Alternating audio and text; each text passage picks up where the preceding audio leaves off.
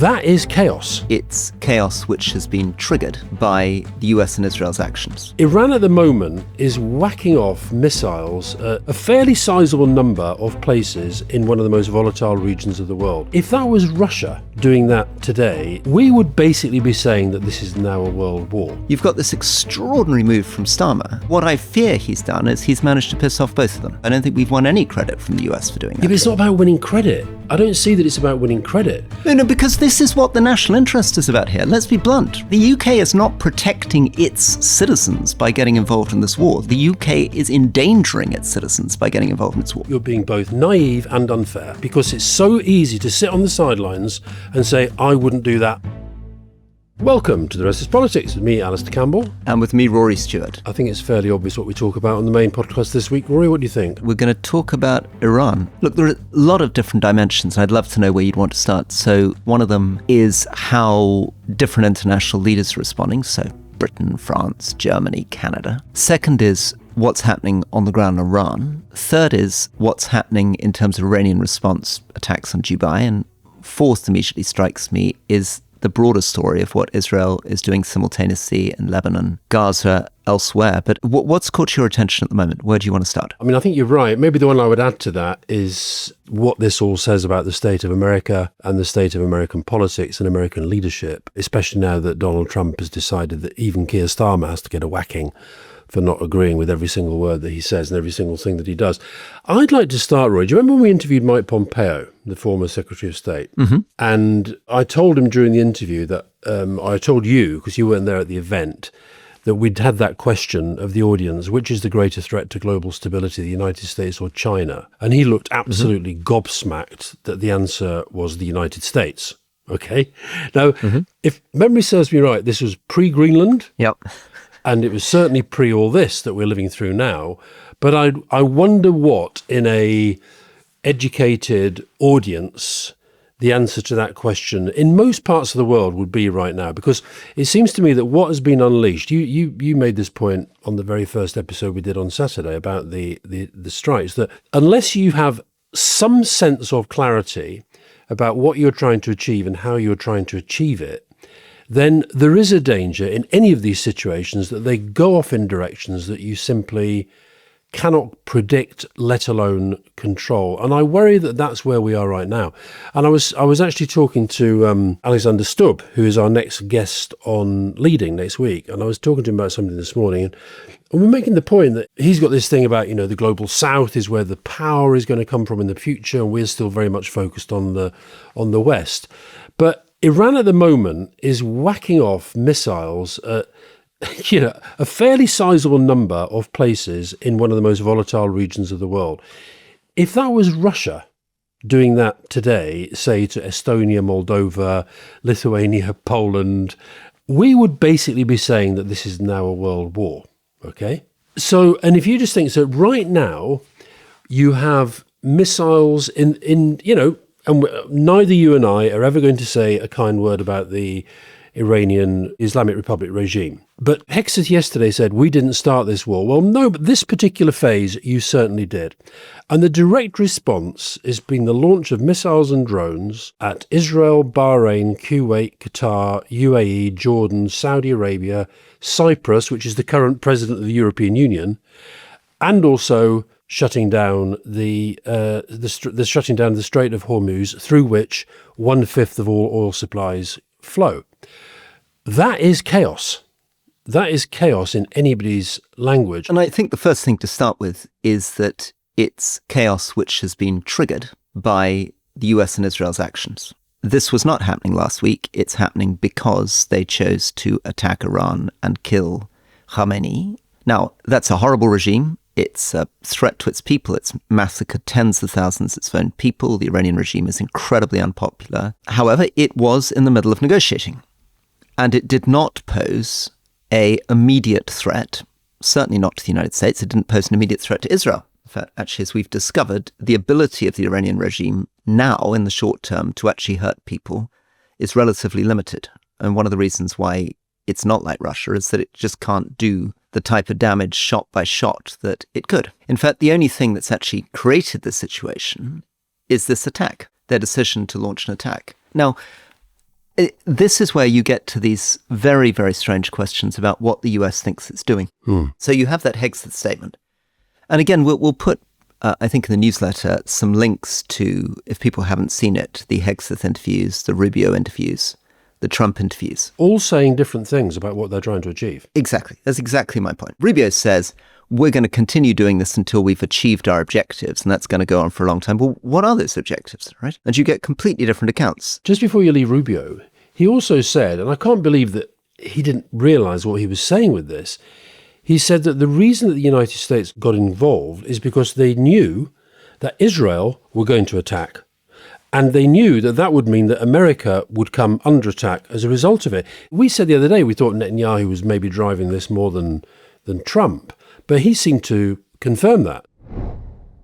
This episode is powered by Fuse Energy. Most of us are buying energy in the dark, not knowing what it costs. You wouldn't do that with your weekly food shop, but with energy, you're often charged first and only find out the number later. When you don't have that clarity, you usually end up paying more than you should, which is what Fuse Energy is working to change about how energy works. The average household switching to Fuse can save around £200 on their energy bills. Fuse handles the practical side. The app shows what you're spending day by day and what that actually means for your bills. For listeners to the show, there's an added benefit. Use the code POLITICS when you switch and you'll receive a free Trip Plus subscription. Switch to Fuse Energy and save around £200 on your energy bills. Use the code POLITICS for a free Trip Plus subscription. FuseEnergy.com/politics. Well, there seems to be very little doubt in this. There's a good New York Times piece interviewing lots of people in the White House, essentially tracing this decision back to a visit from Netanyahu. And the story is Netanyahu's been pushing Trump for a long time to do this. We've been saying on this podcast that we've been expecting Netanyahu to do something again against Iran. He's been obsessed with the idea of taking out Iran for 40 years, and this will have seemed to Netanyahu as the greatest opportunity he would ever have, because it would be the most friendly American government he could ever have. So if he wants to strike Iran, Iran has never been weaker, and America has never been more supportive of Israel. So why would Netanyahu not do it? Also, he's got, this may not be the major thing driving him. I think he genuinely believes that taking out Iran's capacity is his historical legacy, but it's also true that he's coming up for an election. And he has turned around his political fortunes, partly through this momentum of military operations. Again. But it's not very surprising to discover Rubio saying this, because what do we know about the last American attack on Iran? Well, effectively what happened that time is that America again was in the middle of negotiating with Iran. Israel attacked. The initial instinct seemed to have been from Trump to criticize Netanyahu, and then he changed on a dime and said, well, if Israel's going to do it anyway, why don't we join in and get the credit for it? Launched this great operation, and within about 48 hours, it flipped from I'm telling Netanyahu not to do it, from I'm going along with him to do it. So I think, yet again, that seems to be a big driver. Obviously, they can't quite stop there, because, as you say, there's a contradiction in Rubio's statement. Rubio says, we've got these clear objectives, and we're going to continue till we've completed the objectives. If the objective was just, we don't want to be embarrassed by Israel doing something without us, so we'll come along with them. Well, that objective's been achieved. So what are they doing now? What are they trying to do? Rubio tells us what he claims they're not trying to do. He says, it'd be lovely if there was regime change, but that's not what this is about. This is about their ballistic missiles, right? With Trump, it was before. Right. And then you get all these other statements. Hegseth's speech is worth watching because it's a very odd speech. It begins with the first line is a blatant lie. We didn't start this war. Well, obviously, they started this war, right? There's no sense at all. And the Pentagon itself there's something odd happening inside the US administration. The Pentagon then itself briefed out against the US cabinet, saying there was absolutely no evidence whatsoever that Iran was about to launch an attack against the United States. That wasn't the reason why this thing happened, right? Yeah. So Hegseth says, we didn't start this war. And then the speech is very odd. Sometimes he sounds like a news anchor. Sometimes he sounds like a mid-level American officer giving a rah-rah speech to his troops. And sometimes he sounds like a kind of high school debater taking an extremely unpopular, weird position for the sake of a debating championship, just putting one side of the case. Yeah, as he spoke, and particularly when he's doing the Q&A and sort of attacking reporters for daring to ask him questions, I sort of felt Michael Gove on steroids. I felt Michael Gove in there. Well, you're right, it was a sort of debating thing. I'm not saying that Michael Gove isn't a lot cleverer than Pete Hegseth, but let me just read you a few of the things he said. And I think one day we may hear these words at a tribunal, in an investigation into this war. Regardless of what so-called international institutions say, right? So-called international institutions. So that's a way of saying, all you lot bleating on or clutching pearls, as he called it, about international law, we don't give a shit, okay? Regardless of what so-called international institutions say. Europe, United Nations, the whole lot of you, fuck off. No stupid rules of engagement, no nation-building quagmire, no democracy-building exercise, no politically correct wars, no stupid rules of engagement. I'm not sure if it's the same in the United States, but I'm pretty sure that in the UK, we'll come on to why Keir Starmer said he wouldn't take part in this first phase of this. I'm pretty sure you have to have clear rules of engagement if you're the military. You have to know what you're fighting for. You have to have clarity about the rules of engagement. So no, what he's basically saying is that all rules of engagement are stupid. All rules of engagement. We can do what we want. It's mad. I guess the most his defenders might say is that it's rhetorical exaggeration and he doesn't mean it. But as a statement from a US Secretary of War, it's mad. I mean, we've had these things called rules of engagement since the Middle Ages. I mean, that's what actually the whole of chivalry was about, was development rules of war.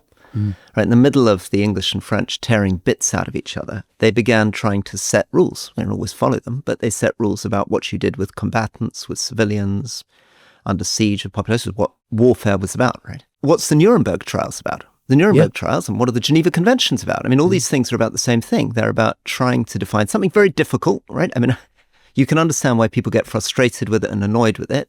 Yes, war is about killing people, and you're doing something very difficult, which is trying to say, yes, it's about killing people, but within certain conditions and laws, certain kinds of things you don't do. That's why he says so-called international institutions. So when you mention this convention and Vienna this and Geneva that and San Francisco that, these MAGA people or the Hexed people, they just roll their eyes and basically say, you're weak, lily-livered. And the insults, I think it's probably worth just briefly coming to the kind of insults of allies, because we've seen this before. We saw it most horribly when Trump said, yeah, they'll say they sent a few to Afghanistan, but they never went to the front line. He had to row back on that. But Hexeth was talking, I think he had Britain in mind, when he said, you know, when our traditional allies are wringing their hands and clutching their pearls, then Donald Trump, I mean, as if you'd think he was busy, right? To have time to talk to the Daily Telegraph and the Sun, two kind of right-wing propaganda rags, and basically attack the British Prime Minister, knowing that the right-wing propaganda rags will absolutely love that. And I'd love to ask them sometimes, because they keep asking us, whose side are you on? I'm on Britain's side, always. Whose side are they on? Anybody who damages the current British administration. You know, we talked to Gavin Newsom on Leading this week, and I thought he and Mark Carney, I think, they are showing the way in how to deal with this guy. I think Keir really does have to stand up to this. I felt when he slagged off Sadiq Khan in front of Keir Starmer a while back, Keir pushed back a little bit. He said he's a friend of mine. But I actually think he needs to be told in terms, stop fucking interfering in other countries' politics.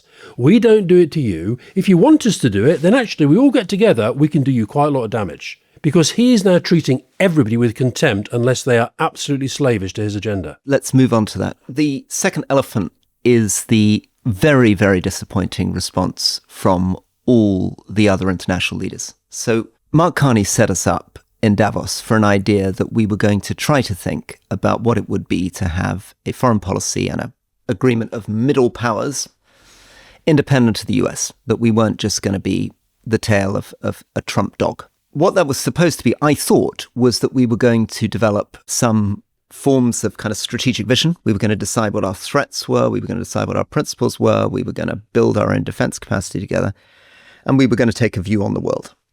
I mean, maybe not always the same, but roughly speaking, the hope is Canada, UK, Europe begin to speak with something more like a single voice. And of course, what we've seen with this Iran adventure is the most humiliating mess, which will be absolutely feeding Americans who think we can be completely ignored and we're so pathetic that we couldn't organize a piss up in a brewery. We've seen Canada came straight out of the traps with a much more supportive statement for what Trump was doing, hours before the European leaders spoke. And as far as I can see, I don't I have no idea, but I can see no evidence at all that Mark Carney even picked up the phone to find out what the British, French or German position was. He was on a completely different time zone and immediately put out a reaction, which fundamentally seemed to say, Iran is an evil regime, end of. Then we had this very interesting statement that came out joint, Britain, France, Germany, which was a bit more promising. Sounded like the E3 had finally got their acts together and they were setting out a relatively thoughtful, cautious, principled view, which included references to international law.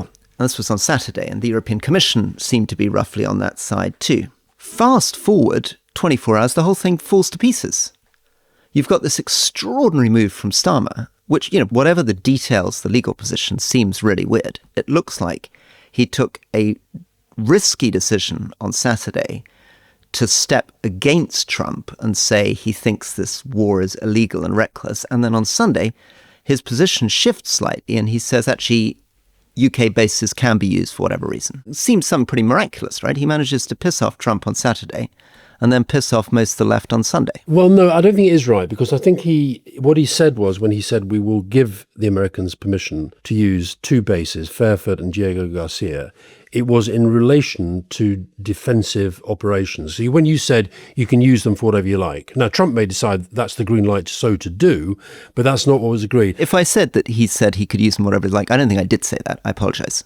But I think it's a really weird bit of political signaling. Okay. If your view on Saturday is we're not joining this war, and there are very good reasons not to join this war, let me put one of them. If you start getting involved in this war, you become a legitimate target for Iran and Iranian terrorist attacks against Britain. Since when they fired drones at an RAF base in Cyprus? Exactly. You start saying we're going to be part of this war, even if it's only for defensive operations from two bases. You've blurred that line suddenly. Maybe. Suddenly Britain's security is now more at risk. Okay. I actually do think there is a logic to what he did. And actually, if you think about the history of US-UK relations, the relations between presidents and prime ministers, and you've been critical of Keir trying to be too close to Trump. I've tried to kind of maybe understand it. I thought he was very clear that he doesn't want to say the words, and I heard Darren Jones being interviewed this morning. They're desperate for him to say the words, we think the initial action was illegal. By the way, which clearly they do. What they've said was they have been given advice by the Attorney General that there was no legal basis for the UK to take part in that initial attack, okay? They think there is a legal basis to take part in defensive operations where UK interests have come under attack, which they have. And so, look, I think this underlines just how bloody hard this is, logistically, practically, and politically. But I actually hope, my hope out of this is that, because I watched a lot of the statement in Parliament yesterday, and I don't know if you saw it, I think if you had, you'd have felt actually Keir Starmer was really pushing back at the Americans in a way that thus far he has not.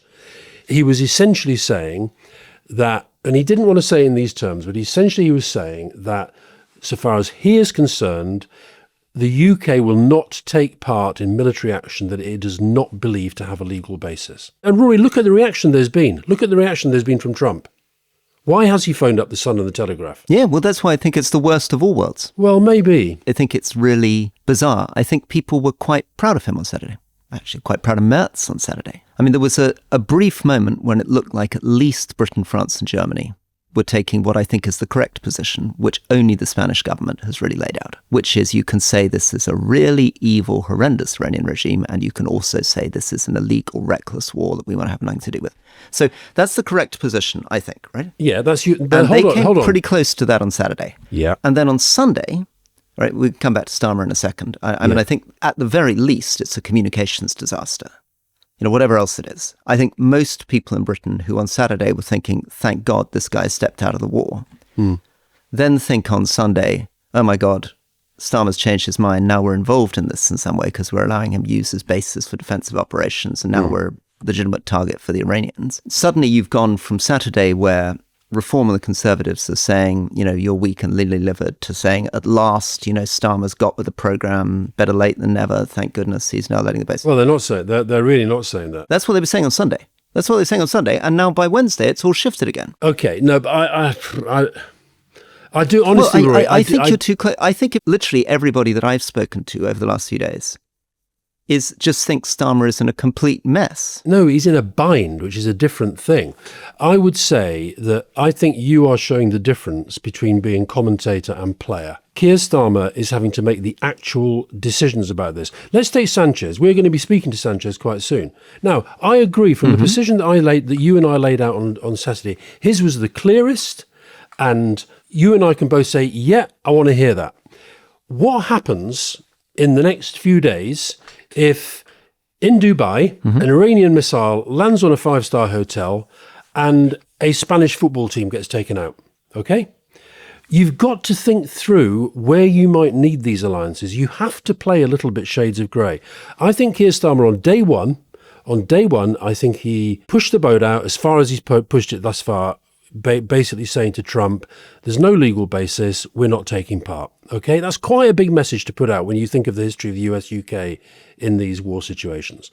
Day two, when you've got drones flying at Cyprus, and you've got the Cypriot president phoning Keir Starmer saying, what the fuck is going on here? And they're the current president of the European Union. I think that does change things a little bit. And you have to adapt to that. You can say it's a communication. If there was a communications issue, it is that he, if you like, he communicated both with the same sense of gravity and the same tone for them. What's the result? Let's step back from it and say, let's say we're thinking about UK national interest. Yeah. The UK national interest basically in this is you don't want to be making an enemy of the US because the US can make life very uncomfortable for you. Correct. And you don't want to be making an enemy of Iran because Iran can cause chaos in the British streets. So you make your call, right? It's a very difficult call. Yeah. But what I fear he's done is he's managed to piss off both of them. I'm not He's sure taken a about that. position on the US, which he hasn't turned around by his decision on Sunday. I don't think the US particularly thank him for having come out, said their war's illegal. No, Trump says he took too long. Then on Sunday said, by the way, you can use my airfields for defensive purposes. I don't think we've won any credit from the US for doing that. Yeah, but it's not about winning credit. I don't see that it's about winning credit. Well, no, because this is what the national interest is about here. Let's be blunt, right? Right. So you the said UK is not protecting its citizens by getting involved in this war. The UK is endangering its citizens by getting involved in its war. In what way are we making the United Kingdom safer by making ourselves part of a coalition against Iran? Well, one, we have not joined that war against Iran. But when you have upwards of more than 250,000 people, Brits, in that region, you are going to have to deploy some British assets to be part of an operation to take out the potential threat against them. And that's what they're doing. I don't think... Sorry, I don't even understand this. What are you saying? Have we joined it or not? Are we fighting or aren't we? What are we doing? We've had... I mean, you seem to suggest we are fighting. On the way, we're not joining the coalition, we are fighting. No, What are we doing here? They've got... Rory, I think you're being ridiculous on this. I think you're so determined basically to say that the position that you hold, which is we should have nothing to do with this, is so right that anybody who disagrees... It's the Spanish position. It's the correct position. That is the Spanish position. No, it's the correct position in your view. It's your view that it's correct, okay? You're not the Prime Minister, you're not the Cabinet having to sit there thinking, okay, first day, we are pretty clear. There's no legal basis, but we don't want to say that because that's going to piss off Big Donald in the White House, but we're not taking part. That pisses him off anyway, okay? But it pisses him off maybe a little bit less. Day two, they actually feel, not least when they see drones coming in on Cyprus, and they then see, I just listed 14 countries where they're whacking off missiles. Britain cannot just sort of sit that out. It's doing so from a defensive perspective. I was in Ukraine last week, right? We talked about Ukraine. I'll tell you one place where this is going to do real damage to our relations with the United States in relation to Ukraine. Because the oil price is going to go up because that's a real factor. Trump probably won't have thought about it, but it's going to go up and Russia's going to start to make more money. At some point in the coming weeks, we're going to have to go back to Trump and say, please don't pull the plug on the intelligence. What Sanchez has done is quite easy for Sanchez to do. I think for the British Prime Minister or the French President or the German Chancellor, we'll see what Merz says in Germany today, they are riding quite a few horses at the same time. And the clarity that you're calling for, I think, is totally naive. We're not going to agree on Starmer because obviously you have a very different position on this. I think he's made a huge mistake. And I think he's ended up in the worst of all worlds. I think he's pissed off both the US and the Iranians with very little benefit for Britain. And I don't think Britain will be safer as a result. We've pissed off the Iranians for the entirety of our existence. I wouldn't worry too much about that. Where you're right is he doesn't want the Yanks to be falling hours, and he doesn't want the Iranians to be whacking off missiles. If the Iranians saw an opportunity tomorrow to take out a few Brits somewhere, they would do it. British forces have to be alive and alert to that. Our intelligence agencies have to be alive and alert to that. And if something happened in the next few days, Rory, if something happened that hit Britain's interest, you just watch the avalanche against Keir Starmer. And how will his decision to let the Americans fly from Diego Garcia make any difference to that? I don't know that it will. I don't know, because we'll have to see. Well, you seem to be suggesting somehow that's relevant to the question of how we respond when Iran attacks British troops. I just don't see why he needed to do that. Look, he's asked first time, he says no. He's asked second time, and he says yes for these limited purposes in which we're going to be participating ourselves, defensive operations against threats to us. Right. You don't want to see that there may become circumstances where that becomes the right decision, not the wrong decision. It's not black and white, this. I don't think any of these things are black and white. We're just you're being saying asked they to are. use You're our saying there's judgment one here. But decision. you're defending him. You're defending him very strongly here, Alistair. I'm You're not defending saying him. It's a difficult decision. I am saying it's a might difficult not have made decision. it. You're giving us the talking points, No, I'm essentially, not. for the cabinet. That's their view, right? No, Rory, don't insult me. Well, let's hear some criticism then. Okay, if you're seeing it as balanced. Rory, we're having an agreeable disagreement because I think you're being both naive and unfair. You're being naive because it's so easy to sit on the sidelines and say, I wouldn't do that, I'd be like Sanchez. Why is that naive, Alistair? What's naive? Let's just follow this through. Okay, I've explained to you why I think it's naive. You make a big call on Saturday. It's a difficult call. It's a principled call.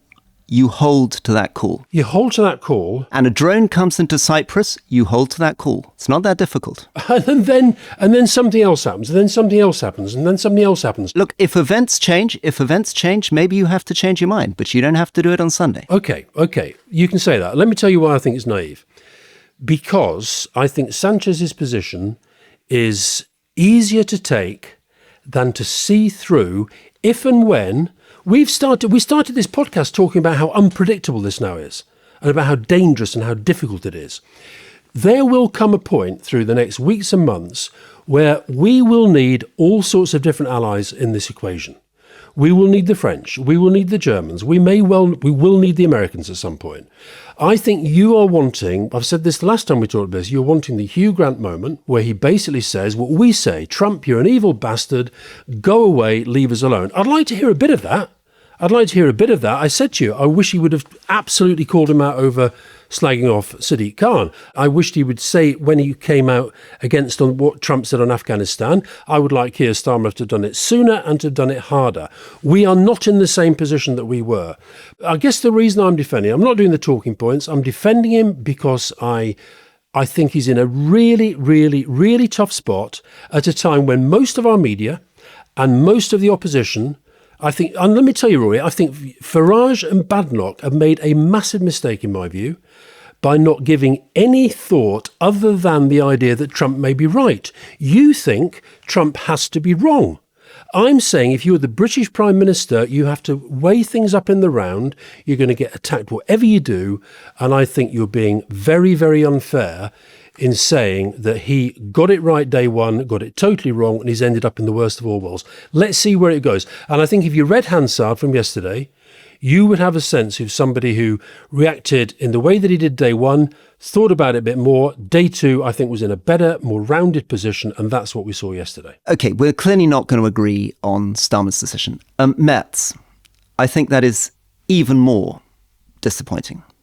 Shocking. I mean, Merz has come out in a statement and a speech essentially saying we shouldn't worry too much about international law. That's a catastrophic thing for the Chancellor to say, because what is our position on Ukraine? What is our position on Greenland? It's about international law. Mm-hmm. International law is messy, sure. It's hypocritical. There's always a conflict between morality and international law. There's always realpolitik. There's always this kind of stuff. But it embeds the basic idea, which is that you cannot just get out of bed in the morning and say, this is a nasty regime, and therefore I'm going after it. And it embeds an idea that you need to be cautious. And we can get on to talking about what we think is going to happen in Iran after this. But many, many of the scenarios are horrendous. And it's extraordinary that with this opportunity, which I felt existed for these middle powers to actually articulate a non-Trumpian foreign policy, to really explain what their worldview was, we have the German Chancellor essentially saying that international law isn't that important. I will agree with you on that. And I did think his statement was off. And I also think it was probably because, as we speak, I think he's in Washington now and he's going to be the first world leader to sit down with Trump since this thing whole happened. That may have calibrated, added to which Germany is, as we've said many, many times on the podcast before, is always instinctively way, way closer to Israel than a lot of other European countries are, not least Spain that we've talked about. I think that this point, though, about international law, David Wolfson, Shadow Attorney General, he wrote a long piece and he hits back at Keir Starmer, Richard Herman, the Attorney General's position that that if the UK had been involved in the first wave, that would have somehow been against international law. And he said some really interesting things. What he said, and when you read the argument in full, he is using his interpretation of international law to say why it would have been perfectly justifiable for the UK to be involved, and we should have been involved. That's the Conservative Party position. It's the Nigel Farage position. And he says international law ought to provide a mechanism to restrain and, if necessary, end despotic and tyrannical regimes such as that in Iran. If the doctrines of international law prove unable to restrain Iranian terrorism and mass murder and tie the hands of democracies while forcing them to stand and watch Iranian atrocities, international law will have failed. And what that says to me is that on any side of these things, you will find people who will use their interpretation of international law to suit a political position, okay?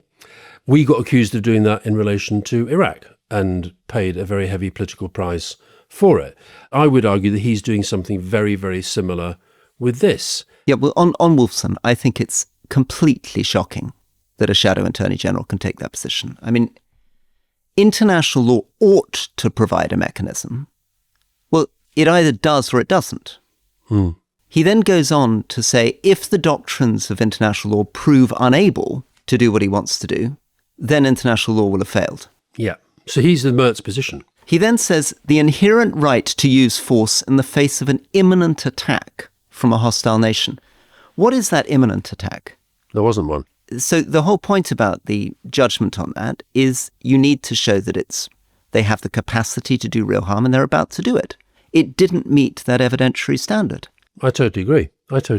I can't understand how someone as distinguished as David Wolfson can end up taking this position. It's completely bizarre. There's not a single international lawyer in the world who can make and Trump isn't even attempting to make an international legal argument. Israel isn't even attempting to make an international legal argument.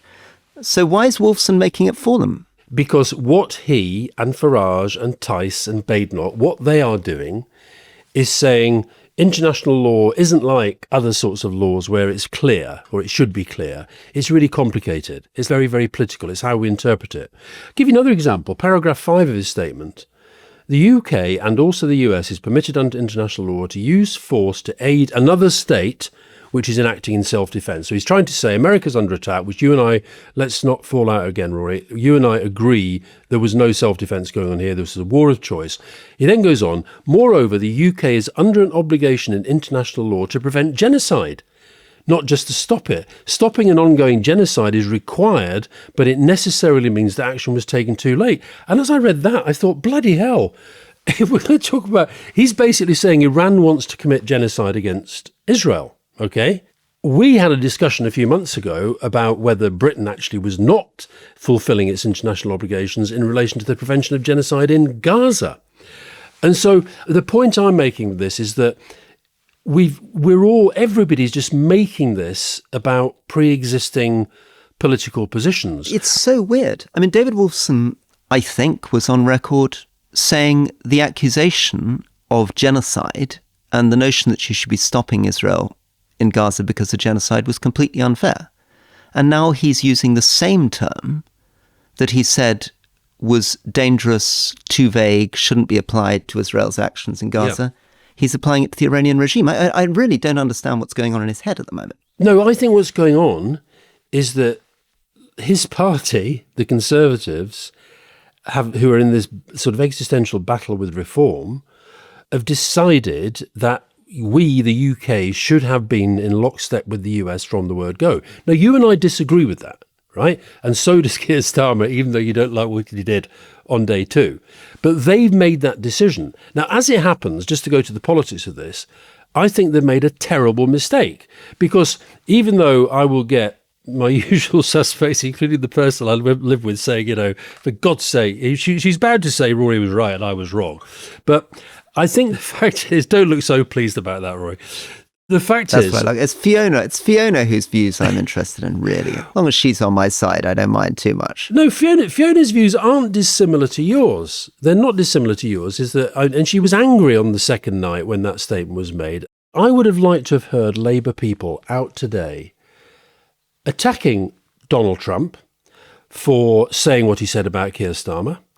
And I'd also liked to hear Labour people attacking those media outlets that are so gagging for the Labour Prime Minister to be slapped down by the American president. I think what Newsom said, if without Murdoch there is no Trump, what Trump says about the way and Hexeth yesterday, the way I hate the way they do it, but I think the public know that there is something wrong in the way that really difficult, complicated government positions that a prime minister has to take kind of on the spot, surrounded by millions of views and Twitter and all this stuff, that at least give them a bit of credit for trying to think things through when they're fast-paced and incredibly complicated. That's all I'm saying. Well, one of the things that I think would help with this is if we really got to a stage where Britain, France, Germany, and goodness knows maybe Canada, began to develop a bit of joint thinking. And the reason they need joint thinking is they need to work out, what threats are really happening. Well, for example, I could imagine a conversation between Britain, France, and Germany saying to the US, listen, you told us that you couldn't afford to defend Europe because you needed to focus on priorities elsewhere, in particular China. We're a little puzzled that you told us the reason you couldn't support Ukraine with Patriot missiles is they were so precious and you needed to keep them all for China, and now you've apparently blown them all up. Not blown them up, but used a fair quantity of them in a war of choice against Iran. But our view is that the real threat to our security is Russia. Mm-hmm. Iran hasn't taken 20% of the territory of a European state. Iran hasn't ended up with 1.2 million casualties. We're focused on Russia, thank you very much. And actually, our view is that this war against Iran is wrong. It's going to drive up oil prices, which will help Russia, as you pointed out. Mm-hmm. Right? And which it already has. It's going to use up American money and missiles, which we were hoping to purchase for the Ukrainians, right? Which is going to help Russia, etc. Right?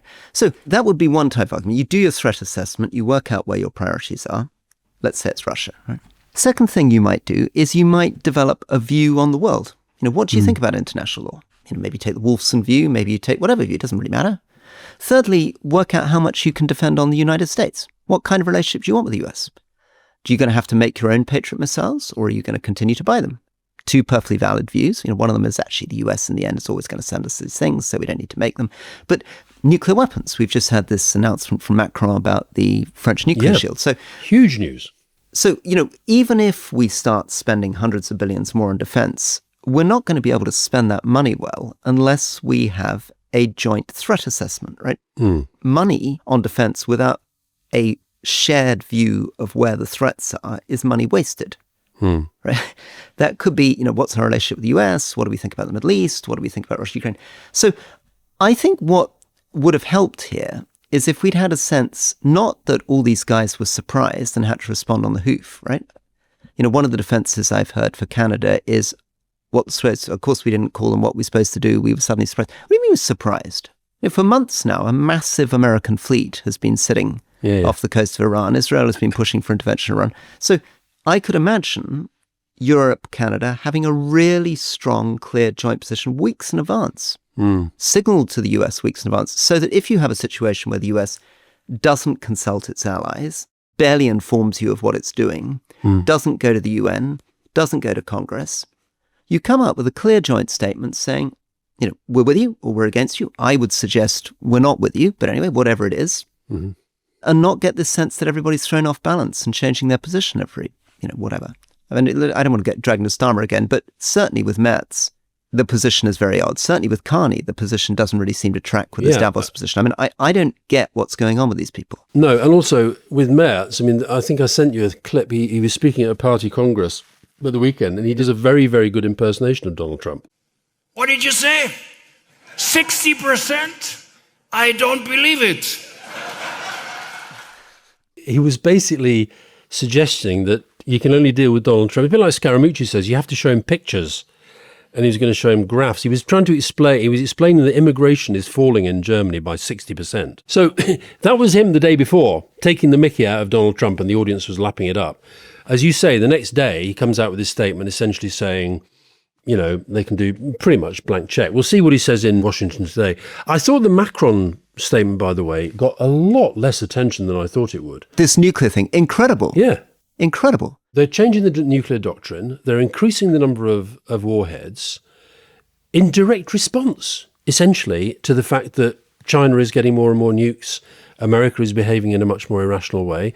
And then there's all this talk about whether other European countries will be protected by that shield, etc. So I thought that was one of the most underreported, significant developments of the week. Can I just finish on the Macron point? Because there was something interesting there that I thought. I mean, it was incredible. It was staged with the French president flying in on a helicopter with 2 French jets alongside. The speech was made in this massive kind of James Bond-style building.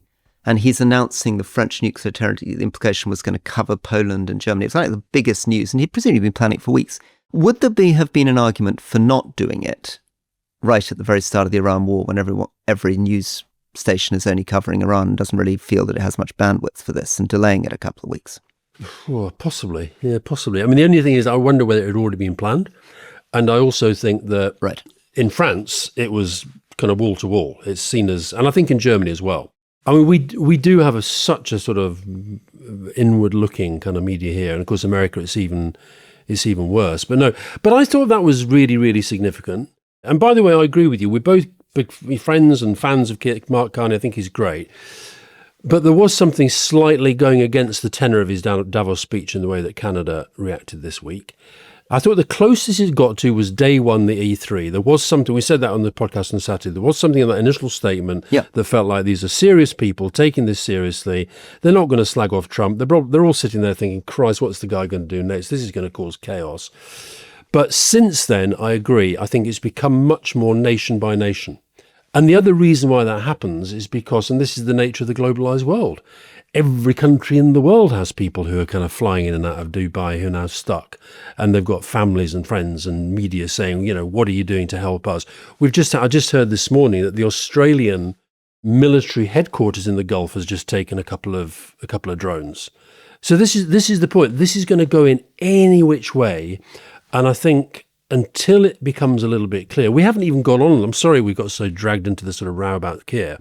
We haven't even got on to what's actually going to be happening inside Iran and where that might lead.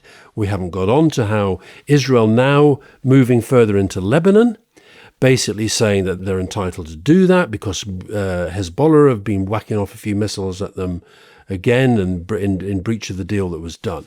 We've got quite caught up in this question of international law and international reactions. But the heart of this, of course, is what's happening on the ground. Yeah. You've talked about Dubai, which will be terrifying for people living in UAE. It's also terrifying for the government of UAE. I mean, that's a government that has spent 25 years pursuing a development model, which is about providing safety, technology, low tax, predictable life for expatriates. It's a very expatriate place. And suddenly, that whole model is under sustained fire. Yeah. And it's really exposing how potentially vulnerable somewhere like the Emirates can be. I mean, it doesn't have a big military. It doesn't have a big ability to defend itself when these things happen. But let's just do a run for a second. I'm hoping we talked a little bit about Karim Sadajpour perhaps coming on the program, but I sent you something that he'd written. I saw it, yeah. Yeah, I thought it was quite interesting. I mean, what Karim is saying, he's a big Iran expert, is that he thinks that what may happen is that it may feel a bit more like Russia after the collapse of the Soviet Union. He points out Iran's actually only had 4 leaders in 100 years. Two Shahs, Khomeini. That everything may collapse and there may be chaos, but what happens if it's like Russia is the Soviet Union collapses, you then have 7-8 years of chaos, and then a new sort of nationalist strongman emerges. And he thinks there's quite a lot in the Iranian structure, the paranoid systems, oil, oligarchs. The reason why he's a bit gloomy about people who think that this is going to be great for the human rights of the Iranian people or it's going to end up with liberal democracy is because he can see structural elements which suggest that you could end up with an Iranian Putin at the end of this. Is that sort of what we were saying the other day when we thought we went through the 4 possibilities of what might happen? I think you and I both coalesced around the idea of a military dictatorship that was less interested in the exterior world and much more interested in internal power. So that, I guess you might say, that's an early stage Putin as opposed to the Putin that developed. We were being critical earlier about the way that perhaps the middle powers, as Mark Carney calls them, hadn't sort of thought through, right, well, what are the what-ifs? We've all been saying that this what's just happened might happen. If Netanyahu and Trump get together and they whack out Khamenei, what do we do, okay? You do get the feeling that if that discussion hadn't happened amongst those powers, that it had certainly happened amongst the Iranian regime. So as we said on the podcast on Sunday, a lot of them got taken out. Well, there was this amazing moment, just quickly on that, where Trump seemed to say that he'd been given a list of successors, his sort of Delcy Rodriguez figures in Venezuela, the kind of deputies who were going to take over. But unfortunately, he killed them all by mistake, so he isn't quite sure who's supposed to be taking over now. Yeah. If you think about their response, I mean, it has been quite strategic in its own way. I mean, it looks chaotic because it is whacking off missiles here and there everywhere. But what is the strategy at the heart of it?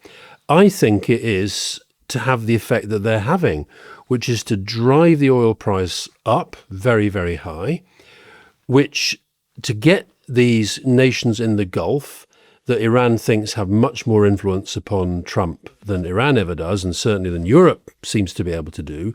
So the Saudis and these guys actually say, come on, Trump, this has got to be over sooner rather than later. So I think there is a sort of method in what they've been trying to do. Do you know the other thing that's really surprised me in recent days, Rory, is, I mean, I've got the scars of several sort of military situations, but if we go back to the early days of our time in government, the Kosovo War, every time there were kind of civilian casualties, there was a big debate about it. There was political pressure over it. You had a situation the other day, I watched the footage this morning of the funeral of some of these 175 kids, people, including a lot of kids, who were killed with this school that was bombed. And I've not even seen that on our media. It was just a kind of online thing that I saw somebody had posted. Really kind of, you know... It's completely horrendous. And as you say, that was not true in Kosovo. I mean, there's been a sort of... There's a real sense of a decline. And I'm afraid Gaza is part of that. Yeah. I mean, there's also been not that much coverage. I mean, just you mentioned Lebanon, but essentially there's been another incursion into Lebanon. Hezbollah struck Israel, Israel struck back against Hezbollah. I was talking to someone who's in Gaza today. I hadn't got the fact that effectively the border's now closed with Gaza, so food is not going into Gaza at the moment. They've opened it again this morning, apparently. But no, yesterday was horrific. But then again, international NGOs struggling to operate. Many of them basically can't do anything in Gaza at the moment. The technocratic committee that's meant to be running Gaza is apparently basically sitting in Egypt. So, yeah, we're not hearing much about that either. And I wonder whether that isn't something, something kind of worries me when you talk about this, which is that, God forbid, these kind of middle powers, Europe, Canada, the UK, end up in a world where they start talking about international law and the strong not bullying the weak, but they mean it only in relation to them, and that they don't really end up applying that to what's happening in the Middle East, and they start treating that as though it's kind of the law of the jungle. Yeah, but that's what the global south says that the international order has meant for quite some time. I think the other thing that's starting to come through I said to you the other day, I've been following the Israeli media quite closely, and I don't know, I think Israel probably has a greater stomach for a much longer fight than America does. And you really get the sense that Netanyahu has got the bit between the teeth in a pretty alarming way. I don't know if you saw, Rory, I sent you a couple of things this morning. First was a piece in The Guardian about the Americans using AI, which is now faster than humans, and the reason is to get through the kill chain faster. That sent me a bit of a chill.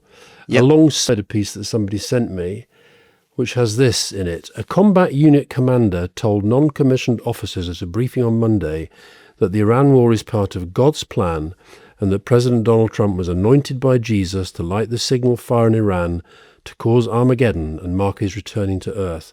From Saturday morning through Monday night, more than 110 similar complaints about commanders in every branch of the military have been logged by the Military Religious Freedom Foundation. That sort of once you start saying the whole war is a religious one, remember the trouble George Bush got into to talk about a crusade? This is way more explicit, and again, it's not even on the news. It's just like, I don't know.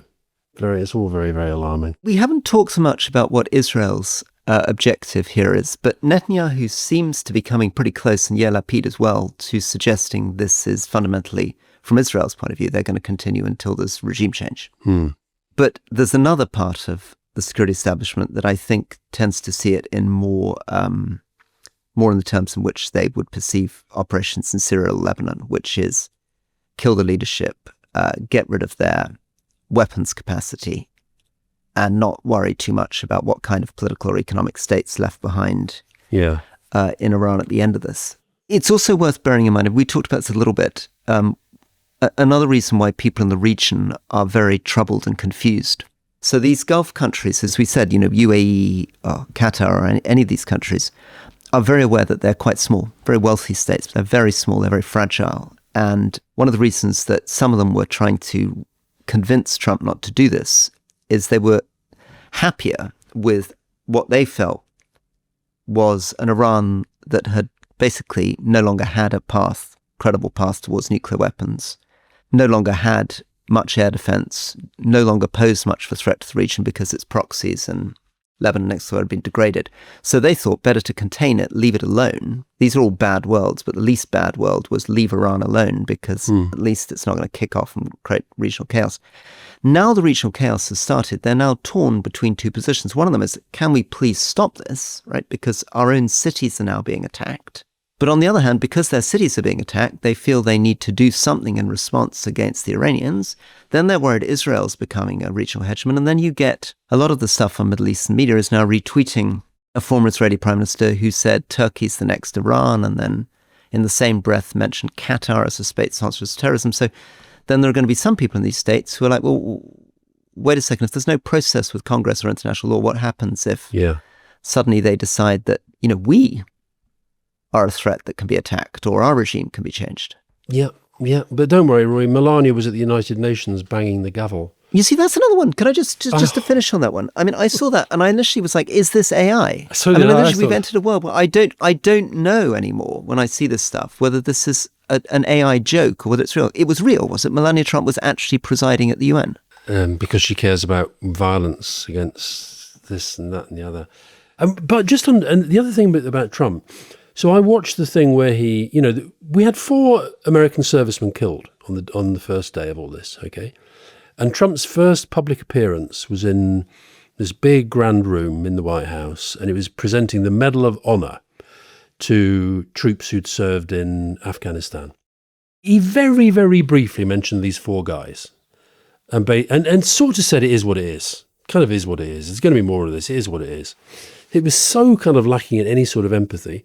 He then talked about how he'd been trying to get a Medal of Honor for himself. And how he deserved it. And he wondered whether he could do it because he deserved it so much. Yeah. Yeah. And then started talking about his bloody ballroom and the goal and these drapes. I chose these drapes myself. This is on the day. This is his first public utterance since this whole thing kicked off. And he said, I love gold. I've always loved gold. Look at these drapes. I chose them myself. If you peek through those drapes now, you're going to see a big hole. It's going to be a big, beautiful ballroom. It's going to be the biggest, most beautiful ballroom in the world. I mean, it's sick. It's sick. Final point from me, Rory, unintended consequences. Did you know 13% of Chinese oil all comes from Iran? So they're going to be looking at that very, very carefully. India said, if you remember, we've talked before about how India relying on Russian oil and helping the Russian war effort by so doing. So they agreed with Trump to cut back on Russian oil in exchange for tariff relief. So they switched to Saudi Arabia and the UAE. How does that look for them now? And how does it look for the 9 million? You know, there are 9 million Indian workers in the Gulf sending home remittances. Huge part of their economy. Yeah. And people aren't talking enough about refugees. I mean, I keep, you quite rightly told me off because I went on the Today programme yesterday and didn't plug the podcast properly. But another thing you could have told me off for is that I mentioned Libya, and I probably didn't think enough about the fact that people can barely remember what happened in Libya because it's 15 years ago now. But just a memory of it, just to remind people very quickly, what happened there is something that on the surface feels a bit like what's happening in Iran. A decision was made to go after Gaddafi, and Gaddafi was killed, and then basically Britain, France and the US stepped back. They didn't really want to get involved in nation building, and they sort of thought it would be enough to topple the leader, and then regime change would follow and good things would follow. What actually happened, this is the Arab Spring, obviously. What actually happened is civil war in Libya. Libya being broken into two hostile states, and then weapons pouring into all those countries that we've talked about in the Sahel, Mali, Chad, Niger, and probably most dramatically, ultimately, Sudan. So a lot of these heavily armed Islamist militias that have emerged and that have destabilized that entire region were powered by what was happening in Libya. So the reason I should have explained this more, but the reason we need to think a little bit about Libya is not that Iran is like Libya, but one thing that is worth thinking about is what happens to neighboring states when a country starts collapsing and what happens to refugees. I mean, again, Syria, what happened in Syria? 6 million refugees start moving. And that, of course, is where the far-right parties in Europe draw a lot of strength. So, what happens if you had, I'm talking to an Iranian on my street. I've got a neighbor who's an Iranian, and not surprisingly, his grandmother is in a car trying to cross the Turkish border at the moment. Yeah. This is what's so nauseating about the sort of Farage position of, let's be with the Americans, let's do this, let's go with it, we should be alongside them. When you know that the minute some of those consequences start to play over, he'll be absolutely livid and absolutely furious and be saying, send them all back home. So there are so many unintended consequences about this. I think you and I have agreed on most of the things we've talked about. I just was trying to be a little bit more reasonable about the horrible bind that Keir Starmer is in right now. And I feel he's got so many people kicking him, including my missus, that I had to stand up for him a little bit, Rory. I hope you didn't mind too much. That was good. Good to stand up for him, Alistair. Well, we'll be back, in which you'll have another chance to stand up for him in question time tomorrow on the Gordon and Denton by-election and the subject of student loans. Oh, yes. Oh, that went very well. It went very, very well. Good. Looking forward to it, Alistair. See you soon. Bye-bye.